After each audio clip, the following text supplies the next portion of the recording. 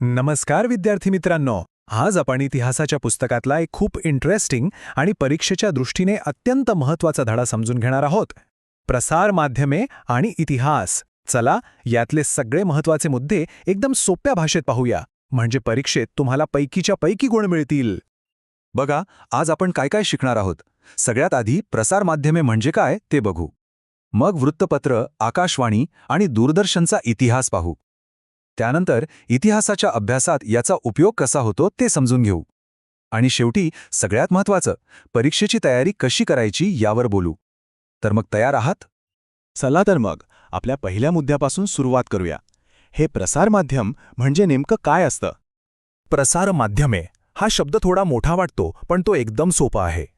प्रसार म्हणजे काय तर दूरवर पोहोचवणे, आणि माध्यमे म्हणजे साधन. सोप्या भाषेत सांगायचं झालं तर कोणतीही माहिती एखाद्या साधनाच्या मदतीने दूरवर पोहोचवणे यालाच प्रसार माध्यम म्हणतात. विचार करा, पूर्वीच्या काळी राजाला एखादी बातमी गावात पोहोचवायची असेल तर दवंडी पिटायला लागायची, कितीतरी दिवस जायचे. पण आज एका क्लिकवर बातमी जगभर पोहोचते. हेच तर आहे प्रसार माध्यमांचं काम. आता आपण इतिहासातल्या एका खूप महत्त्वाच्या प्रसारमाध्यमाकडे वळूया, आणि ते म्हणजे वृत्तपत्र, किंवा आपण ज्याला पेपर म्हणतो. वृत्तपत्रांनी फक्त बातम्याच नाही पोचवल्या, तर ती स्वतःच इतिहासाचा एक महत्त्वाचा पुरावा बनली. आता ही माहिती तर परीक्षेसाठी खूपच महत्त्वाची आहे, त्यामुळे नीट लक्ष द्या. हे आहेत जेम्स ऑगस्टस हिक्की. यांनी 29 जानेवारी 1780 रोजी भारतातलं पहिलं इंग्रजी वृत्तपत्र सुरू केलं, ज्याचं नाव होतं बेंगाल गॅझेट. ही तारीख आणि हे नाव दोन्ही लक्षात ठेवायचं हं.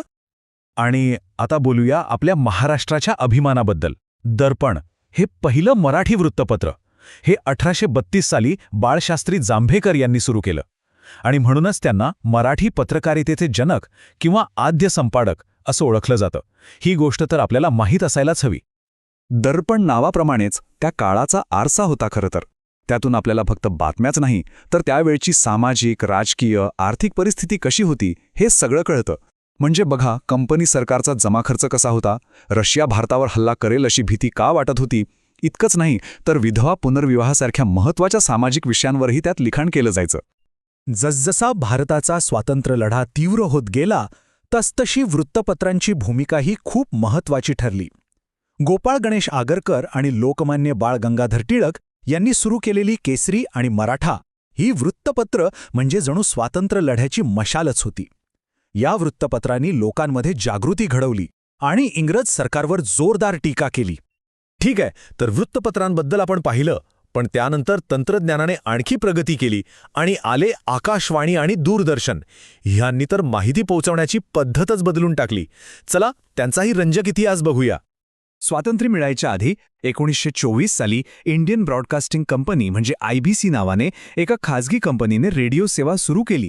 पण नंतर ब्रिटिश सरकारने ती कंपनी ताब्यात घेतली आणि तिचं नाव ठेवलं इंडियन स्टेट ब्रॉडकास्टिंग सर्व्हिस म्हणजेच ISBS. हा प्रवास परीक्षेसाठी खूप महत्त्वाचा आहे. बघा, 8 जून 1936 रोजी ISBSचं नाव बदलून ऑल इंडिया रेडिओ म्हणजेच AIR असं करण्यात आलं. भारत स्वतंत्र झाल्यावर AIR भारत सरकारचा भाग बनलं, आणि मग प्रसिद्ध कवी पंडित नरेंद्र शर्मा यांनी एक खूप सुंदर नाव सुचवलं, आणि ते म्हणजे आकाशवाणी. तेव्हापासून AIRला आपण आकाशवाणी म्हणून ओळखतो. आणि ही तर अजिबात विसरायची नाही. 15 सप्टेंबर 1959 याच दिवशी भारताचे पहिले राष्ट्रपती डॉक्टर राजेंद्र प्रसाद यांनी दिल्ली दूरदर्शन केंद्राचं उद्घाटन केलं, आणि इथूनच भारतात टेलिव्हिजनच्या म्हणजे टीव्हीच्या युगाची सुरुवात झाली. बरं, आपण वृत्तपत्र, रेडिओ, टीव्ही या सगळ्यांचा इतिहास तर पाहिला, पण आपल्या धड्याचं नाव आहे प्रसारमाध्यमे आणि इतिहास. मग या सगळ्यांचा इतिहासाचा अभ्यास करण्यासाठी नेमका काय उपयोग होतो? चला आता या धड्याच्या मूळ गाभ्याकडे येऊया. हा प्रश्न परीक्षेमध्ये हमखास विचारला जातो की प्रसारमाध्यमे इतिहासाच्या अभ्यासासाठी कशी उपयुक्त आहेत. चला तर मग याचं उत्तर काय लिहायचं ते पाहूया. हे खूप सोपं आहे. बघा, जुनी वृत्तपत्र आपल्याला त्या काळातल्या घटनांबद्दल सांगतात. आकाशवाणीवर आजही आपल्याला जुन्या नेत्यांची भाषणं ऐकायला मिळतात, जे इतिहासाचे महत्त्वाचे पुरावे आहेत. आणि दूरदर्शनवरच्या डॉक्युमेंटरीज म्हणजे माहितीपट, ते तर आपल्याला ऐतिहासिक किल्ले, लढाया जशाच्या तशा दाखवतात. या सगळ्यांमुळे आपल्याला त्या काळातलं जीवन कसं होतं हे समजायला खूप मदत होते.